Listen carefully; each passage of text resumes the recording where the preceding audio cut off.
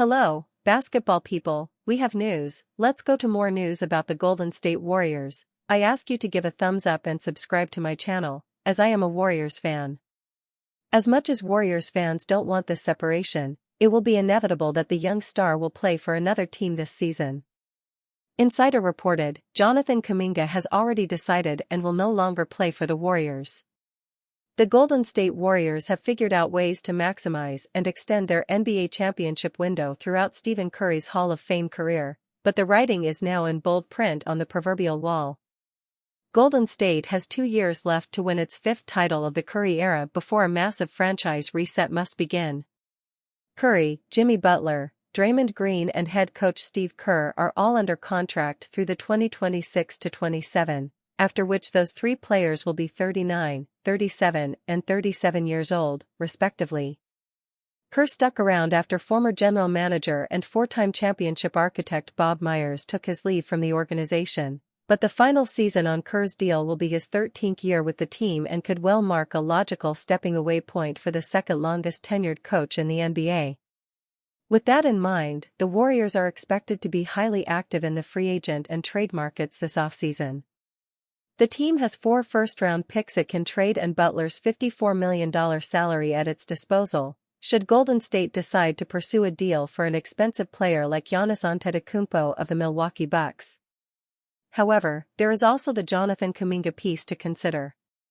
The versatile forward is about to hit restricted free agency following the completion of his $25 million rookie contract. The team's acquisition of Butler put Kuminga in a difficult place from a minutes standpoint, and Kerr all but entirely benched him down the stretch of the regular season and through the first round of the playoffs. But the former lottery pick proved himself a capable two-way asset against the Houston Rockets in round 2 while Curry was sidelined with a hamstring strain. Kuminga and the Warriors don't make sense as a long-term union, particularly considering the franchise's brief title window, though Golden State can't just let him walk for nothing in return. Dan Favale of Bleacher Report on Sunday, June 8, suggested a sign-and-trade as an acceptable solution for both Kuminga and the Warriors. Parting ways feels best for both sides. But Golden State can't afford to let Kuminga leave for nothing, Favale wrote. Finding a sign-and-trade is most preferable, but the base year compensation rule complicates that direction as well. However this ends, Golden State must figure out a way to preserve Kuminga as an asset. Warriors predicted to take unorthodox trade path on Jonathan Kuminga. While the major question surrounding the future of the Warriors here in the short term remains how the team can upgrade its roster around the Stephen Curry-Jimmy Butler tandem in the coming weeks, the question behind that remains the one that has loomed over the organization for years now: what to do with Jonathan Kuminga? The Warriors could look to bring in help for the current lineup by dealing away Kuminga in a sign-and-trade, but the major problem with that approach is that Kuminga is a restricted free agent, meaning he would be subject to rarely used base year compensation rules. That limits the Warriors to taking back a package worth, in terms of salary, half of what Kuminga gets paid as a result of the sign-and-trade deal. There are some instances in which that could work if the Bulls sent back Kobe White, for example, who makes $12.9 million, while signing Kuminga for $25.8 million. Golden State Warriors forward Jonathan Kuminga, 0-0, looks on against the Indiana Pacers in the third quarter at Chase Center. Mandatory credit, Eikenhower Domain Images. But ideally, the Warriors would be able to get back $25.8 million in assets if Kuminga is a $25.8 million player. And there's one way they can do that. Just sign him and wait, that's the logical way to do this, one Western Conference executive said. It's unorthodox, but you pay Kuminga, you play him, you see if it works. It probably won't, but in that case you just trade him at the deadline. And if you gave him $25 million per year, you get $25 million in players back. The negatives are obvious: Kuminga could struggle, again, to fit what the Warriors want from him, and the potential for a trade would cloud Kuminga's status and, presumably, the team's chemistry. But in the end, the Warriors would get fair value for him. It's an unusual path, but it ensures that Kuminga brings value to Golden State. Warriors given big opportunity to add notable young talent in draft trade. Golden State could still land a first-round pick. The Golden State Warriors will currently enter this month's draft without a first-round pick for the second straight year, but that's not to mean things couldn't change as things unfold at Barclays Center on June 25. Having relinquished their first-round pick, 20th overall, to the Miami Heat in the Jimmy Butler trade, the Warriors are not scheduled to enter the draft until the second night with the 41st pick in the second round. Yet with plenty of uncertainty facing numerous prospects and picks late in the first round, this may be Golden State's best opportunity to execute a deal to move up in the order and add a notable talent for next season's roster. The Warriors may be able to pull off a draft night trade. According to NBA insider Jake Fisher during Sunday's report on the Stein line, there's a likelihood that plenty of picks in the 20s will be available in the lead-up to, and during the draft proceedings later in the month. There's been lots of chatter league-wide, actually, about the majority of picks from numbers 20 to 30 being available for trade in this draft, Fisher wrote on Sunday. At this juncture of the process, it all appears very fluid at the end of the first round for this draft class, with numerous prospects ranging from numbers 20 to 60 having returned to college to seize upon nil riches. Some may be asking, why would a team looking to build around a trio of 35-year-old and above players be looking to trade into a first-round pick? That's a fair question, yet there's also arguments as to why they should. Firstly, if the Warriors lose Jonathan Kuminga and/or Moses Moody this offseason, then suddenly the lack of young talent becomes a real concern. Perhaps the biggest factor though would be having another young prospect under team control on a smaller contract for multiple seasons, something that's become all the more important in recent times given the introduction of the luxury tax aprons. Then you have Mike Dunleavy Jr.'s eye for identifying young talent since taking the role as general manager, having made shrewd picks with all three of Brandon Podziemski, Tracy Jackson-Davis, and Quinton Post. Steve Kerr has also shown a willingness to utilize these players if they fit within a specific Warrior mold, with no one epitomizing that more than Podziemski, who's led the team in plus-minus over his first 2 years in the league. So while the Warriors are likely to favor veteran experience in free agency or on the trade market this offseason, don't be totally surprised if they trade up into a late first-round pick if there's a player on the board who fits what they're after. Warriors' Brandon Podziemski hilariously shoots down Steve Kerr comparisons. While appearing on the Up and Adams show, Golden State Warriors shooting guard Brandon Podziemski was asked by host Kay Adams if Steve Kerr ever showed him old highlights, and whether he sees any similarities in their games. The question teed up a playful comparison, but Podziemski quickly shut it down with a laugh in a clip that later made rounds on X, formerly known as Twitter. The lighthearted exchange has since gone viral across Warriors news circles, especially as fans continue to debate just how much of Kerr's game, if any, shows up in Podziemski, who just wrapped up the second NBA season of his career. While the two share a role as sharpshooting guards, that's where most similarities end. Podziemski averaged 11.7 points, 5.1 rebounds, and 3.4 assists this season while shooting 37.2% from deep. His physicality and court vision add layers Kerr, known primarily as a shooter, didn't rely on as a player. Adams pushed the conversation further by wondering if maybe there was a stylistic link, perhaps Kerr sees something of himself in Podziemski. But the young guard shrugged off the suggestion, joking that Kerr isn't exactly queuing up YouTube highlights of himself for the team to watch. While the comparisons to the Warriors head coach stem from their shared shooting touch and high basketball IQ, Podziemski plays with far more burst and physicality. He rebounds like a wing, creates off the bounce, and brings an edge and energy that captures the identity of this new Warriors era. Even so, the mutual respect is there. Kerr has praised Podziemski's feel for the game and defensive instincts throughout the season, but clearly, Pods isn't in a hurry to model his career after anyone else's. In the end, it was a playful moment that offered a glimpse into the locker room culture. The young shooting guard is carving his own path with the Dubs, and he's doing it with confidence, humor, and just the right amount of swagger. Bucks just handed Warriors a big man solution they desperately need. The veteran appears destined for a new team. The Golden State Warriors are one of numerous teams that could be looking to bolster their center rotation this offseason, with the Draymond Green starting small ball role clearly untenable over the course of an entire regular season. Fortunately for the Warriors, one of the bigger names on the free agency market is set to become available. The latest out of Milwaukee suggests the franchise is done with the veteran center, potentially gifting Golden State the veteran stretch big they desperately need.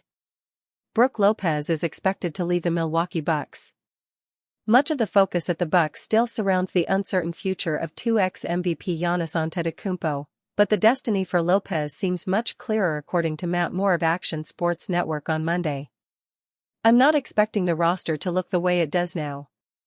The team is likely to retain Kevin Porter Jr. and most everyone I've spoken to assumes Brook Lopez is gone," Moore wrote.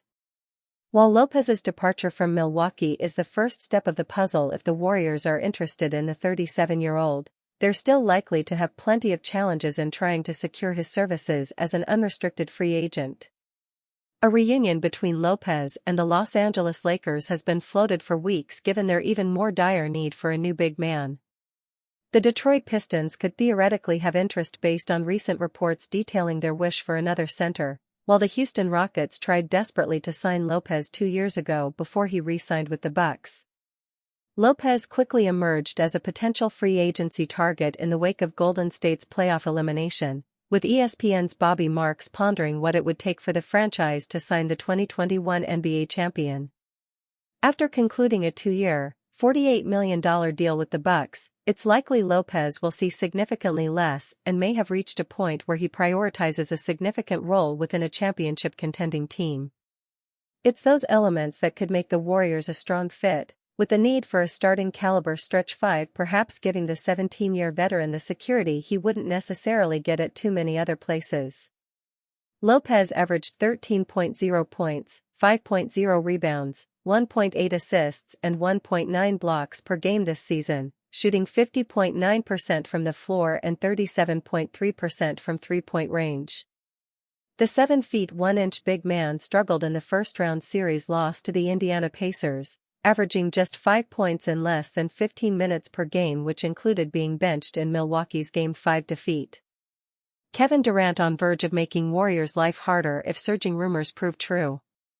This is going to be tough to overcome. After turning down a mid-season trade to the Golden State Warriors in February, Kevin Durant's future looks abundantly clear in what could be a huge warning sign to the Western Conference and the rest of the NBA. With the Phoenix Suns fielding trade offers and looking to execute a deal for the 2x Finals MVP this offseason, the buzz between Durant and the San Antonio Spurs is becoming hard to suppress. Kevin Durant could be on the verge of joining the Spurs. While the Oklahoma City Thunder and Indiana Pacers continue to battle it out in the NBA Finals, the Ringer's Bill Simmons believes a Durant deal may already be in place ahead of the draft later this month. "I wouldn't be surprised if KD to the Spurs is done already and they just haven't announced it," Simmons said on his podcast. "Basically, they've agreed on specifics, just announce it on the week of the draft." This goes back to the Giannis thing. "I think they trade for KD because it just costs less." The only silver lining from a Warrior standpoint is that acquiring Durant would most likely take the Spurs out of the Antetokounmpo sweepstakes were he to become available. Yet with no concrete indication that the Bucks superstar wants a trade out of Milwaukee, the potential Durant to San Antonio move is far more harmful than helpful for Golden State and others in the West. With a generational, already dominant two-way force in Victor Wembanyama, the Spurs already appear on track to become a threat in the conference for years to come. Adding Durant would only accelerate that timeline, with the very real possibility that San Antonio could surge past the Warriors and others in the standings next season. Combine the Spurs with the already conference-ruling Thunder, who are similarly young, and you have to wonder how the Warriors can compete as a legitimate finals threat unless they can pull off a shock Antetokounmpo move or something to that magnitude. Even with the fortune-changing trade for Jimmy Butler in February, it feels inevitable that a veteran team like Golden State will be cast aside for the next generation. It's what makes Stephen Curry's hamstring injury and the team's subsequent second-round elimination all the more frustrating, with that potentially the last opportunity for the Warriors to truly compete for a championship with this core. Draymond Green's NBA Finals comments painfully shows exactly what the Warriors need. Caruso could be the key. As the Golden State Warriors look to build around their veteran core this offseason, they are certainly seeking a run for one more championship during Stephen Curry's career, and any move they make will be oriented toward that goal. Draymond Green's recent comments on his podcast about Oklahoma City Thunder guard Alex Caruso's impact on his team has shed light on exactly the type of player the Warriors need to pursue this offseason. When I look at this OKC team, I actually think the third most important player is Alex Caruso. Green said, because you don't game plan for him, he comes into these finals and he goes crazy. But the reality is, he's a champion, so he actually knows what to expect. Although Caruso comes off the bench for the Thunder, his impact on both ends of the floor is undeniable, and, in reflection on Green's comments, it can be clearly seen that Golden State requires a player of similar poise and reliability. The Warriors need a player of Caruso's caliber. The Thunder, who were the first seed in the Western Conference last season with an exceedingly young roster, decided to add veteran talent last offseason, signing both Caruso and Isaiah Hartenstein to deals. Both have made a major impact on the team as they raced to another first-seed finish, but Caruso, despite being load-managed for much of the season, has been an undeniable force in the playoffs thus far. Through 18 playoff games, Caruso has averaged 9.6 points, 2.6 rebounds, and 2.4 assists while displaying some of the most stellar clutch defense seen in recent years, including his Game 7 shutdown of superstar Nikola Jokic to clinch their series against the Denver Nuggets. Green understands the importance of having trusted presences on the roster. As Green continued to discuss Caruso on his podcast, he said, defensively, he's so important to everything they do. Offensively, he can be another guy that can handle the ball, that's smart, that makes decisions, that's going to shoot the right shots, not take the wrong shots. As the Warriors enter their offseason, one of their primary missions is to add a playmaking wing or a rim-protecting center. However, in addition to or perhaps in combination with these aims, they must seek to add another dependable player that can level out their bench like Caruso has done for the Thunder. While options are limited on the free agent market, such an acquisition would help level out the inconsistent play of players like Buddy Hield and Brandon Podziemski while simultaneously offsetting the likely departure of Gary Payton too. Whatever the ultimate outcome of the offseason is, Green's comments primarily show that the Warriors cannot afford another gamble on an unproven young player. Instead, they must seek a player that can replicate Caruso's poise, even if he cannot replicate his impact.